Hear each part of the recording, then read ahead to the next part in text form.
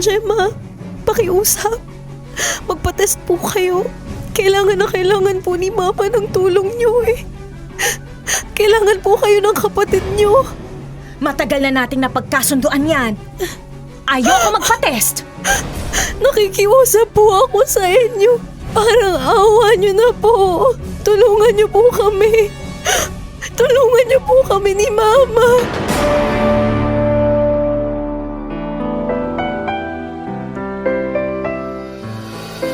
Ang bawat isa sa atin ay may sariling opinyon at kuro-kuro sa anumang drama meron ang buhay. Sa TLC, The Drama Special Interactive, aming pakikinggan ang gustong sabihin ng inyong puso't isipan. TLC, The Drama Special Interactive. Involved ka dito.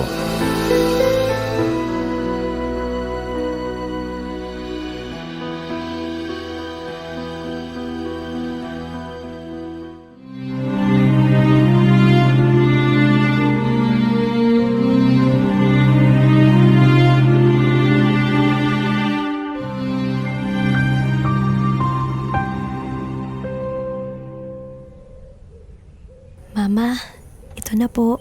Nakabili na po ako ng gamot nyo. Kaya wag po kayo makakalimot uminom ng gamot, ha? Salamat, anak. At saka po sa isang linggo, babalik po tayo kay doktora. Naku, Ellen, wag na. Malakas naman ako eh. Hindi po pwede. Sabi po ni doktora, kailangan nyo pong magpa-check up ng regular para matingnan yung kalagayan ng atay nyo. Malakas na nga ako. Kaya ko na nga magtinda ulit ng isda sa palengke. Hindi po pwede. Kailangan nyo pong magpahinga. Anak, sabi ko naman sa'yo, okay na ako. Hindi po kayo okay. Magdasal na lang po tayo na sana magkaroon na ng available na liver donor para maoperahan agad kayo. Ay, Diyos ko, napakainit sa palengke. Tita Gemma, bumili na po ako ng hapunan natin. Kain na po tayo. Mabuti naman. Hala nga namang paglutuin mo pa ako ng hapunan eh. Pagod na ako. Ate, kamusta naman ang benta? Matumal. Nagtaasan kasi yung presyo ng mga isda. Kaya yun, kakaunti lang rin yung mga bumili. At saka tita, ito po, pambayad sa kuryente at saka sa tubig. Aba naman, ang daming pera ni Ellen. Ay, malaki ba talagang kita dyan sa pagpapokpok? Ate naman. Ay, totoo naman diba? Pokpok ang anak mo. Diba, Ellen? Ay, nagsasabi naman ako ng totoo. Ate. Sa dami ba naman kasi ng trabaho? Ang napili mo pa magbenta ng panandali ang aliw.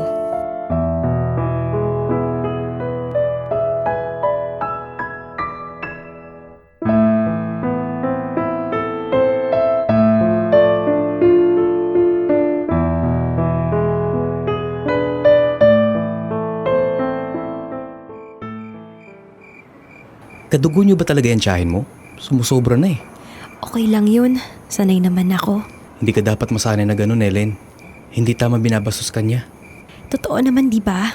Pokpok naman talaga ako eh. At nagbebenta ako ng panandaliang aliw. Pinagtatanggol mo pa?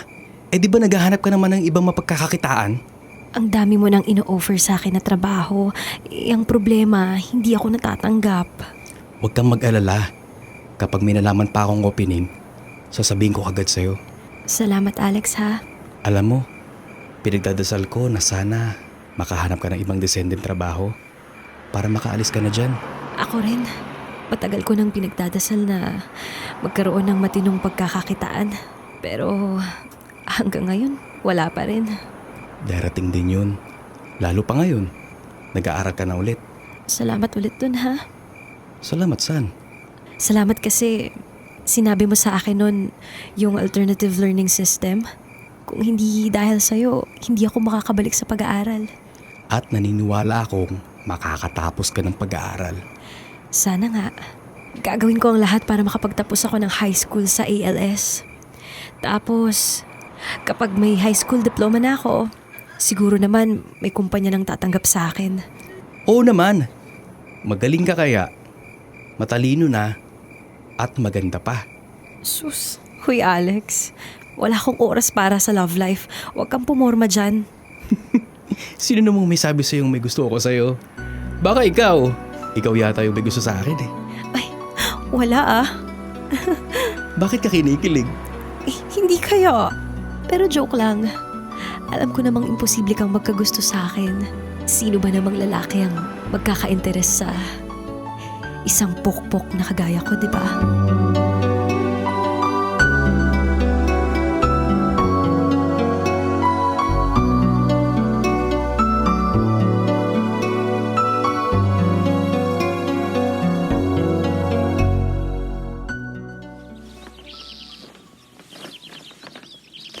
Ate Gemma, pwede ka bang makausap sandali? Tungkol saan? Nagmamadali ako baka maubusan ako ng pambentang isda. Pwede bang wag mo namang pagsalitaan ng masama yung anak ko? Anong masama? Hindi ko naman pinagsasalitaan ng masama si Ellen. Ate, ginagawa lahat ni Ellen yung makakaya niya para makahanap siya ng mas magandang trabaho.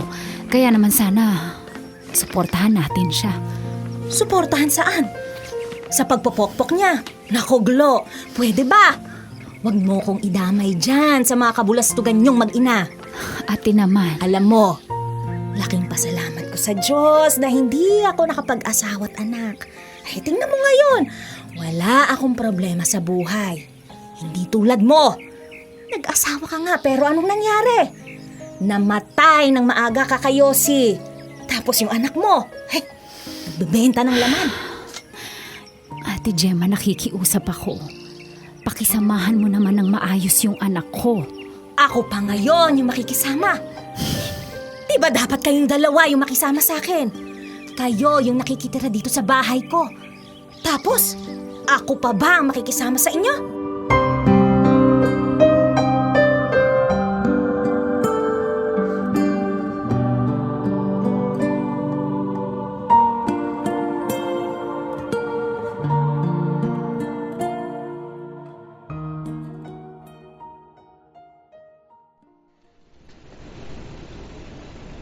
Mama, nainom niyo na po ba yung gamot niyo? Oo, Alagaan niyo yung atay niyo ha. anak, inaalagaan ko naman. Pag-ibayuhin pa po natin habang naghihintay tayo ng liver donor. Huwag mo na akong alalahaning masyado. Basta mama, kapag may naramdaman kayong kakaiba, magsabi agad kayo ha. Huwag niyong titiisin. Basta sabihin niyo agad sa akin. Huwag mo nga akong masyadong inaalala. Kaya ko ang sarili ko. Ikaw ba anak? Kamusta yung ina-applyan mo? Malabo po yun. Bakit malabo? Sabi kasi sa akin, don't call us. We'll call you. Kaya, ayun, malamang hindi na naman ako matatanggap. Ano ka ba naman, Ellen? Hindi dapat negatibo yung pananaw mo. Mama, ilang beses na rin nasabi sa akin yan. Kapag ganun yung linyahan, hindi ako tanggap nun. Hindi lang nila masabi ng diretsa. Makakahanap ka rin ng trabaho, ha? May awa ang Diyos. Sana nga po.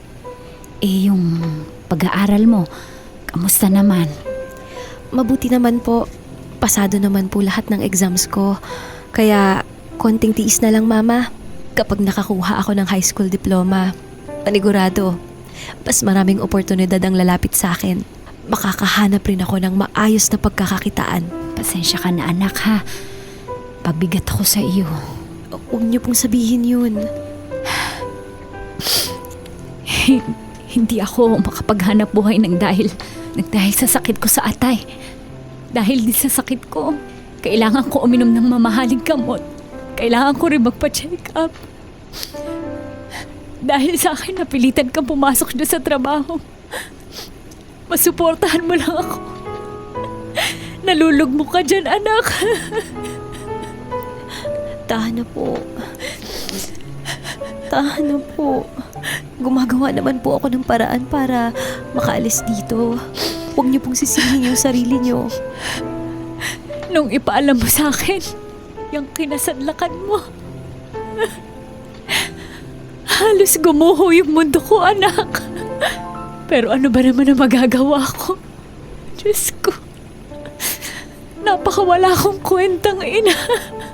Mama, huwag niyo pong sisihin ang sarili niyo. Pasensya na, anak. Pasensya ka na.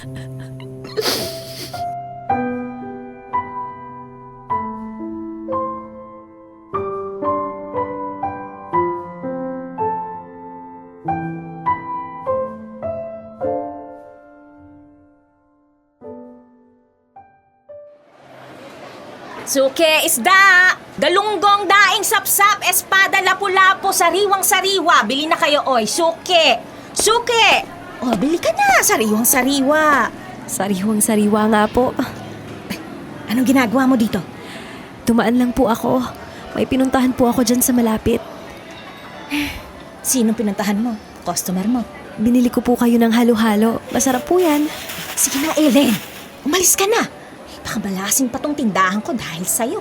Kailangan niyo po ba ng tulong? Pwede po akong mag-assist sa inyo. Ay, hindi na. Umalis ka na. Umuwi ka na. Ay, baka mamaya machismis pa ako dito sa palengke. Napukpok yung tindera ko dito sa pwesto. Kaya sige na. Umalis ka na. Tita Gemma, okay lang po ba kayo? Umalis ka na. Hindi kita kailangan dito. Tita Gemma. Tita Gemma. Tulong! Tulong! Tulong! Tulungan niyo kami! Tita Gemma! Tita!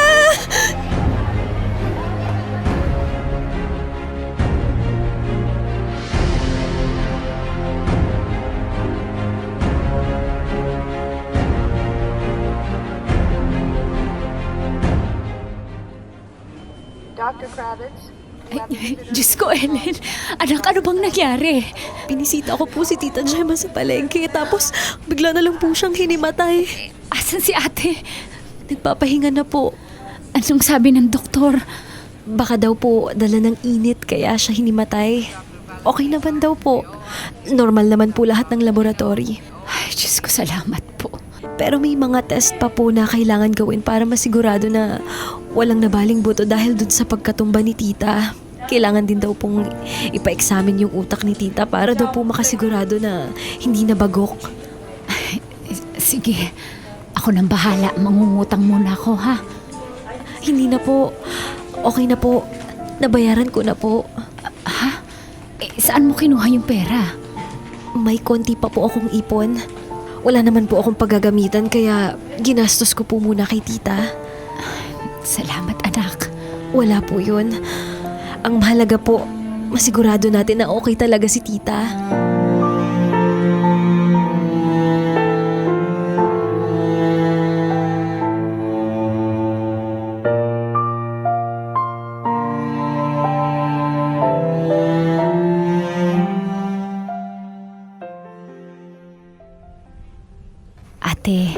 Ate, dahan-dahan lang, ha? Kaya ko. Sabi po ng doktor, gamitin niyo daw po tong saklay niyo habang hindi pa nawawala yung pamabaga ng binti niyo. Alam ko. Kaya ko yung sarili ko. Mabuti na lang hindi ka nagtagal sa ospital. Dininig ng Diyos yung panalangin ko. Bakit? Ayaw mo ko magtagal sa ospital? Iniisip mo ba yung gagastusin ng anak mo kung sakali? Ate, Huwag kang mag-alala, Ellen. Kapag nakabawi ako ng lakas, babayaran ko lahat ng ginastos mo sa ospital. Huwag niyo na pong isipin yun. Naku, hindi. Ayoko magkaroon ng utang na loob sa'yo.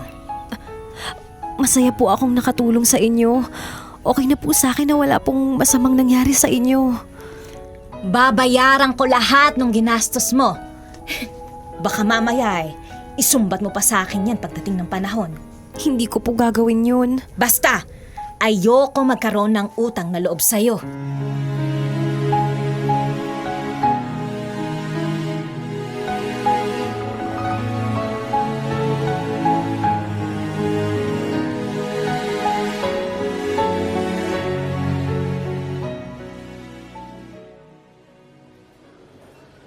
Tinulungan mo na. Sinalbahe ka pa. Ibang klase talaga yan tsahin mo. Si Mama na nga lang yung humingi ng dispensa. Pagpasensyahan ko na lang daw si Tita Gemma. Tsaka buti, nakakuha ka agad ng pera pambayad sa ospital. Ay, konting naipon pa ako. Pinaghahandaan ko yung posibleng operasyon ni Mama.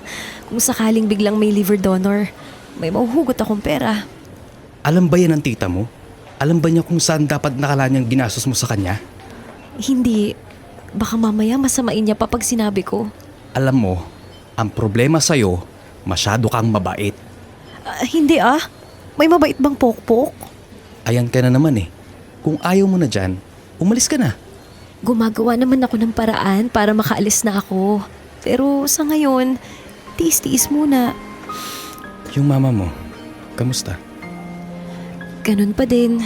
Naghihintay pa rin kami ng liver donor. Matanong ko lang. Kasi ako, nagpatingin na. Ikaw din. Parehas tayong hindi pwedeng mag-donate ng liver sa mama mo. Yung tita mo ba, nagpatingin na kung pwede siyang maging liver donor? Hindi pa rin eh. Bakit daw? Ayaw niya eh. Hindi naman namin siya pwedeng pilitin.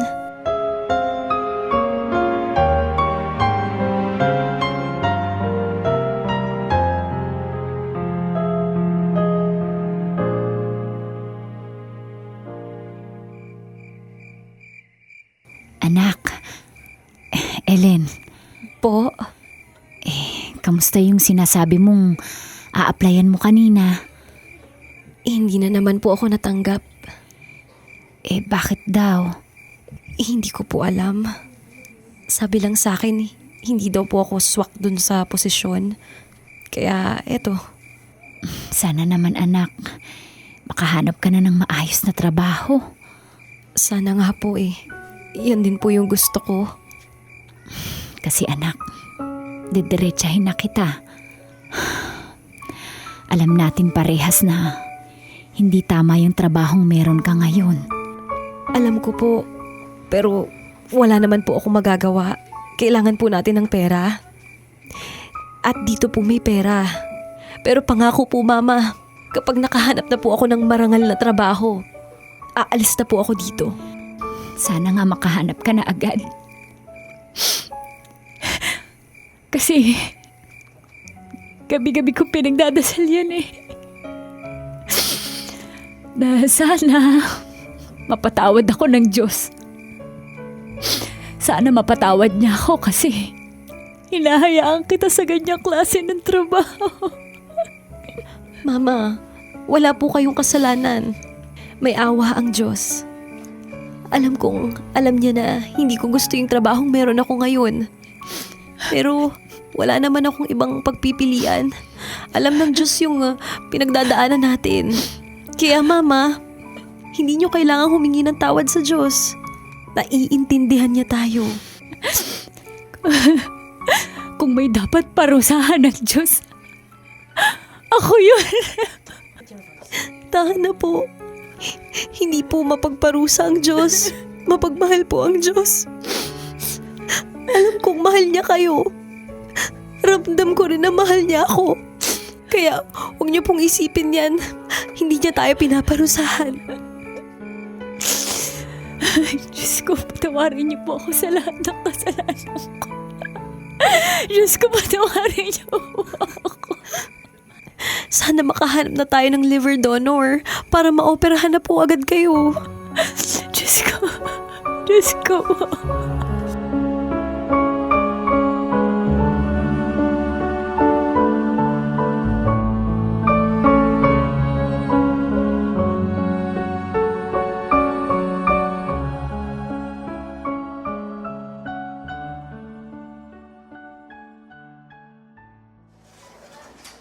May bakanteng posisyon doon sa opisina ng pinsan ko.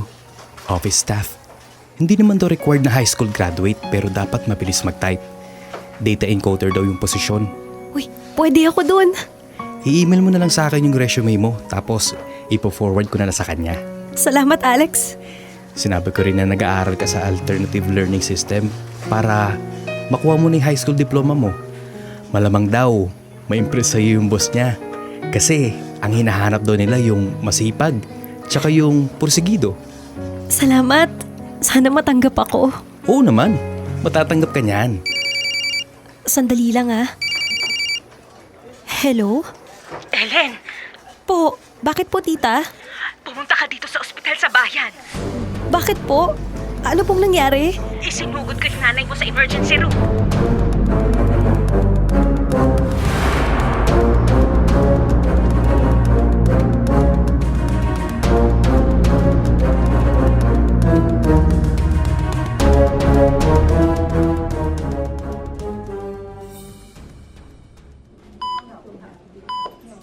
Ano pong nangyari? Nung una, hindi ko rin alam. Pag uwi ko, nakita akong nakahandusay na lang siya sa sahig. Tumawag agad ako ng tulong para maisugod ko ang nanay mo dito sa ospital. Diyos ko. Sabi ng mga doktor, bumigay na daw yung isang parte ng atay ng nanay mo. Naapektuhan na rin yung iba pa niyang organ sa katawan. Ang sabi ni Doc, umasa daw tayo na may liver donor na makita. Yun na lang daw talaga ang nakikitang paraan para mapabuti ang kondisyon ng mama mo. Bakit daw po? Bakit ayun na lang? Hindi ko rin alam. Sana rin daw dumating na yung donor sa lalong madaling panahon. May posibilidad na lumala ang kondisyon ng mama mo. Diyos ko, Mama. Mamaya, babalik yung doktor. Kausapin mo na lang. Tita Gemma, nakikiusap po ako sa inyo. Pwede po bang magpa-test kayo? Baka compatible po yung atay niyo kay Mama. Nako, ayoko! Alam mo namang, ayoko ng mga ganyang karakarayom. Tita Gemma, pakiusap. Magpa-test po kayo. Kailangan na kailangan po ni Mama ng tulong niyo eh. Kailangan po kayo ng kapatid niyo. Matagal na natin napagkasunduan yan. Pero tita, Ayoko! kailangan po kayo ni Mama. Ayoko magpa-test! Subukan na lang po natin kung compatible yung atay niyo. Tita Gemma, nakikiusap po ako sa inyo. Tulungan niyo po yung mama ko. Kung sakaling compatible po, hindi naman po kukunin yung buong atay niyo eh. Parte lang po ng atay niyo yung kailangan ni Mama. Nakikiusap po ako sa inyo. Parang awa niyo na po. Tulungan niyo po kami. Tulungan niyo po kami ni Mama. Huwag kasing kung ano-anong iniisip mo. Mabuti rin ang kondisyon ng mama mo. Tita Gemma.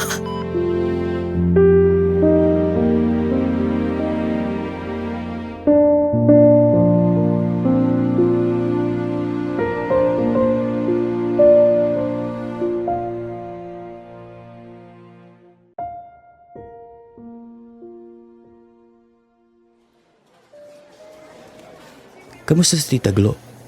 Ayun, nasa ICU pa rin. Hindi pa rin gumigising eh. Pwede ko bang bisitahin bukas? Oo naman. Samahan na lang kita. Nakakita na ba kayo ng donor? Wala pa rin eh. Hanggang ngayon naghihintay pa rin kami. Yung tita mo, anong sabi? Ganon pa rin. Ayaw pa rin. Kahit anong pakiusap ko, ayaw niya pa rin magpa-test. Kahit masama yung ugali ng tita mo, malay natin, biglang magbago ang isip nun. Kaya kausapin mo ng kausapin. Magkapatid sila. Siguro naman, kahit papano, handang magsakripisyo yung tita mo para sa kapatid niya.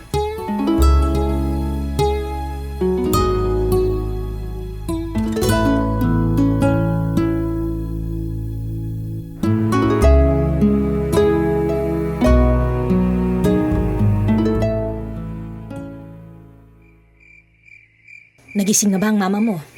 Hindi pa rin po. Ano sabi ng doktor? Ganon pa rin po. Walang pinagbago. Pero inamin din nila sa akin na pasama ng pasama yung kondisyon ni Mama. Kailangan na daw talaga ni Mama ng donor. Anong sabi nung kinakausap mo tungkol dun sa donor? Hanggang ngayon wala pa rin daw po silang nahanap kaya pakiusap tita. Magpa-test na po kayo. Tulungan niyo po si Mama.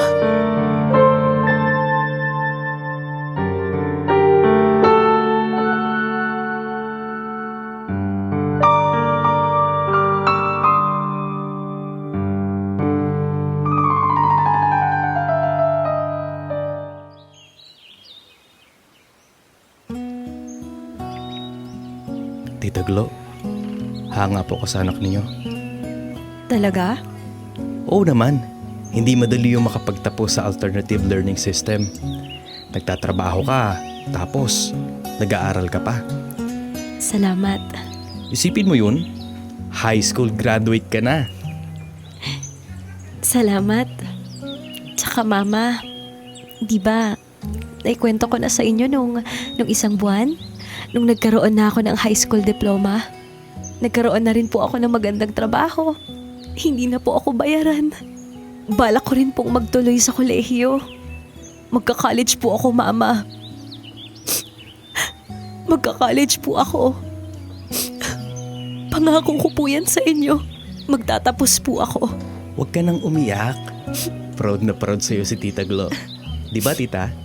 Tingin mo ba proud sa akin si mama? Oo naman. Mama, proud ba kayo sa akin? Sorry mama kasi.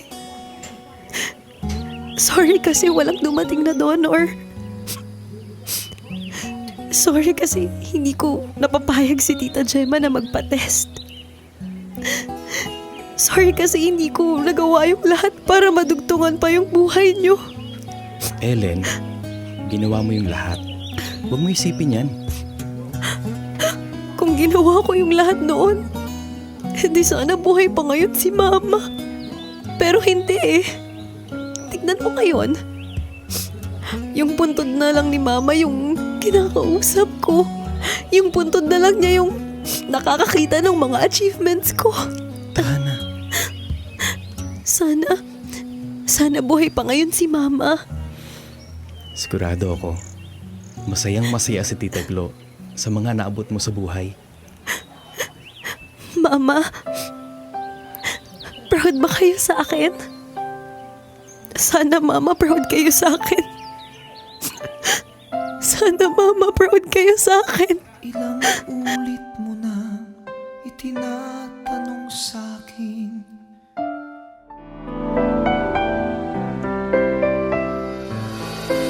Ang bawat isa sa atin ay may sariling opinyon at kuro-kuro sa anumang drama meron ang buhay. Sa TLC, The Drama Special Interactive, aming pakikinggan ang gustong sabihin ng inyong puso't isipan. TLC, The Drama Special Interactive. Involved ka dito.